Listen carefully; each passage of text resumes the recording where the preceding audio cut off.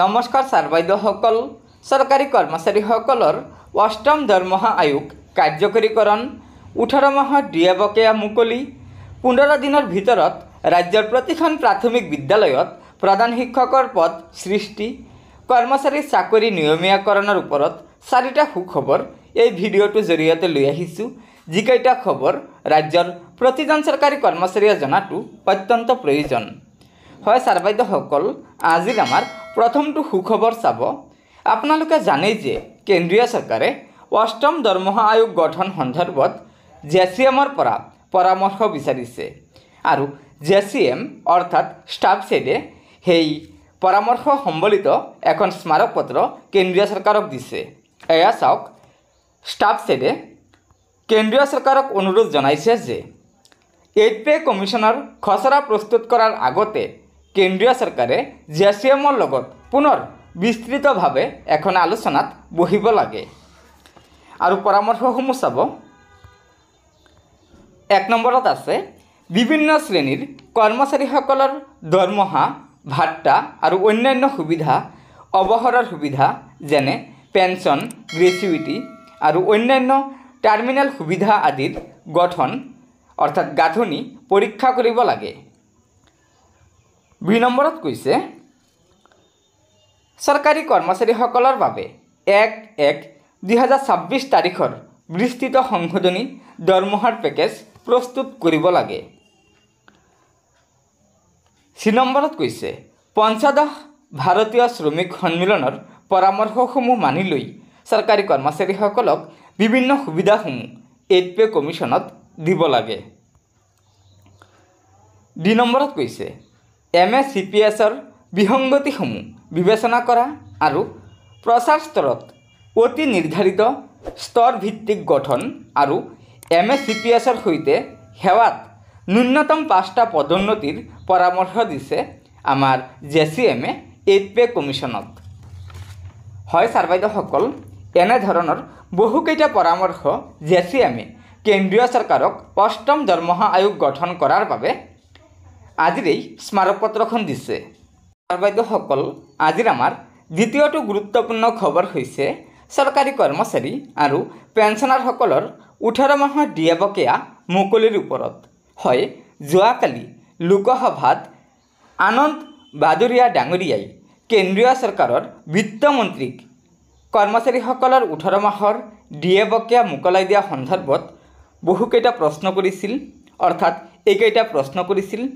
আৰু সেই প্ৰশ্নসমূহৰ উত্তৰত কেন্দ্ৰীয় চৰকাৰৰ ৰাজ্যিক বিত্তমন্ত্ৰী পংকজ চৌধুৰী ডাঙৰীয়াই জনাইছে যে সেই সময়ত দেশৰ অৰ্থনৈতিক অৱস্থা অতি বেয়া আছিল, কিয়নো কোভিডকালীন সময়ত দেশৰ অৰ্থনৈতিক অৱস্থা একেবাৰে মন্দা আছিল, যাৰ প্ৰতি লক্ষ্য ৰাখি চৰকাৰী কৰ্মচাৰী আৰু পেঞ্চনাৰসকলৰ সেই 18 মাহৰ ডিএ বকেয়া ফ্ৰিজ কৰি দিয়া হৈছে।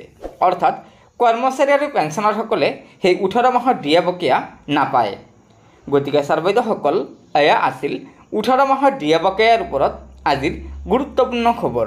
ছাৰ বাইদেউসকল, আজিৰ আমাৰ আন এটা গুৰুত্বপূৰ্ণ খবৰ হৈছে অহা 15 দিনৰ ভিতৰত ৰাজ্যৰ প্ৰতিখন প্ৰাথমিক বিদ্যালয়ত প্ৰধান শিক্ষকৰ পদ সৃষ্টিৰ ওপৰত। হয় ছাৰ বাইদেউসকল, এই পেপাৰখনৰ প্ৰথমতে চাব প্ৰাথমিক বিদ্যালয়ৰ প্ৰধান শিক্ষকৰ পদ সৃষ্টি। 15 দিনৰ সময়সীমা বান্ধি দি শিক্ষামন্ত্ৰীলৈ পত্ৰ ক্ষুব্ধ শিক্ষাগুৰুৰ। কেবিনেট সিদ্ধান্ত গুৰুত্বহীন হোৱাৰ অভিযোগ। তাৰ পিছত কৈছে সুদীৰ্ঘ 1.5 বছৰ সময় অপেক্ষা কৰাৰ পাছতো কেবিনেট সিদ্ধান্ত কাৰ্যকৰী নকৰি ৰাজ্যৰ প্ৰাথমিক শিক্ষানুষ্ঠান তথা শিক্ষকৰ সৈতে কৰা প্ৰতাৰণাত ক্ষুব্ধ হৈ পৰিছে প্ৰাথমিক শিক্ষকসকল। প্ৰাথমিক বিদ্যালয়ত পদ সৃষ্টিৰ ক্ষেত্ৰত ৰাজ্য চৰকাৰখনে দেখুওৱা চৰম গুৰুত্বহীনতাক লৈ আজি অসম ৰাজ্যিক প্ৰাথমিক শিক্ষক সন্মিলনীয়ে মেইল যোগে শিক্ষামন্ত্ৰীলৈ স্মাৰকপত্ৰ প্ৰদান কৰাৰ লগতে বিষয়টোত মুখ্যমন্ত্ৰীৰ হস্তক্ষেপ বিচাৰিছে, অৰ্থাৎ বিচাৰিও পত্ৰ প্ৰদান কৰিছে। সেয়াই নহয়, শিক্ষামন্ত্ৰীয়ে দিয়া ৰাজহুৱা প্ৰতিশ্ৰুতি ৰক্ষাৰ বাবে শিক্ষক সন্মিলনীয়ে 15 দিনৰ সময়সীমাও নিৰ্ধাৰণ কৰি দিলে স্মাৰকপত্ৰ যোগে। উল্লেখ্য যে 2023 চনৰ মে মাহৰ পৰা চলোৱা ধাৰাবাহিক প্ৰতিবাদৰ ফলত প্ৰাথমিক বিদ্যালয়ত প্ৰধান শিক্ষকৰ পদ সৃষ্টিৰ ন্যায্যতাক মানি লৈ ৰাজ্য চৰকাৰে গ্ৰহণ কৰিছিল কেবিনেট সিদ্ধান্ত। এই সিদ্ধান্তৰ লগত আৰোপ কৰা চৰ্তক ৰাজ্যৰ শিক্ষক সমাজে গ্ৰহণ কৰা নাই যদিও কেবিনেট সিদ্ধান্ত কাৰ্যকৰী হোৱাৰ আশা পুখি ৰাখিছিল যদিও 1.5 বছৰ সময় অতিক্ৰম কৰাৰ পাছতো কেবিনেটৰ সিদ্ধান্ত আজিলৈকে কাৰ্যকৰী নহ'ল। এই সন্দৰ্ভত অসম ৰাজ্যিক প্ৰাথমিক শিক্ষক সন্মিলনীৰ ভাৰপ্ৰাপ্ত সভাপতি নীলাক্ষী গগৈ আৰু প্ৰধান সম্পাদক ৰাতুল চন্দ্ৰ গোস্বামীয়ে সংবাদ মাধ্যমৰ আগত প্ৰকাশ কৰা অনুসৰি বিগত বৰ্ষৰ 25 জুলাইত সন্মিলনীৰ হাইলাকান্দিৰ অধিৱেশনত অংশ লৈ কেবিনেট সিদ্ধান্ত আগষ্ট মাহৰ ভিতৰত কাৰ্যকৰী কৰা আৰু বাকী থকা বিদ্যালয়ৰ প্ৰধান শিক্ষকৰ পদ আৰু অন্যান্য দাবীসমূহ সম্পৰ্কত শীঘ্ৰেই আলোচনাত মিলিত হ'ব বুলি ৰাজহুৱা সভাত ঘোষণা কৰিছিল। উক্ত ঘোষণাৰ 6 মাহ পাৰ হোৱাৰ পাছতো শিক্ষামন্ত্ৰীয়ে গ্ৰহণ নকৰিলে কোনো পদক্ষেপ, যাৰ কাৰণে আজি প্ৰাথমিক শিক্ষক সন্মিলনীয়ে শিক্ষামন্ত্ৰীলৈ এই স্মাৰকপত্ৰখন দিছে। তদুপৰি প্ৰাথমিক বৃত্তি পৰীক্ষা অনুষ্ঠিত কৰা, স্নাতক শিক্ষকৰ 8,700 টকাৰ গ্ৰেড পে ঘূৰাই দিয়া, পাঠ্যক্ৰম বহিৰ্ভূত কামৰ হেঁচা কমোৱা, বিশেষ নিযুক্তি প্ৰক্ৰিয়াৰে নিযুক্ত শিক্ষকৰ আৰ্জিত ছুটিকে ধৰি বিভিন্ন প্ৰাপ্য আদায় দিয়াৰ ক্ষেত্ৰত ইতিপূৰ্বে শিক্ষামন্ত্ৰী ৰণোজ পেগুৱে ৰাজহুৱাভাৱে যি ঘোষণা কৰিছিল সেয়া কাৰ্যকৰী নোহোৱাটো দুৰ্ভাগ্যজনক। আজি প্ৰাথমিক শিক্ষক সন্মিলনীয়ে এক বিবৃতিযোগে স্পষ্ট কৰে যে প্ৰাথমিক বিদ্যালয়ৰ প্ৰধান শিক্ষকৰ পদ সৃষ্টিৰ বিষয়টোৰ ক্ষেত্ৰত অহা 15 দিনৰ ভিতৰত শিক্ষা বিভাগ তথা ৰাজ্য চৰকাৰে কোনো পদক্ষেপ গ্ৰহণ নকৰিলে প্ৰাথমিক শিক্ষক সন্মিলনীয়ে পুনৰ সংগ্ৰামমুখৰ হ'বলৈ বাধ্য হ'ব। এই ক্ষেত্ৰত মুখ্যমন্ত্ৰী ডক্টৰ হিমন্ত বিশ্ব শৰ্মা ডাঙৰীয়াৰ হস্তক্ষেপ কামনাৰে এক স্মাৰকপত্ৰও সন্মিলনীয়ে আজি প্ৰেৰণ কৰে। গতিকে ছাৰ-বাইদেউসকল, এয়া আছিল আমাৰ প্ৰাথমিক বিদ্যালয়ত প্ৰধান শিক্ষকৰ পদ সৃষ্টিৰ ওপৰত গুৰুত্বপূৰ্ণ খবৰ।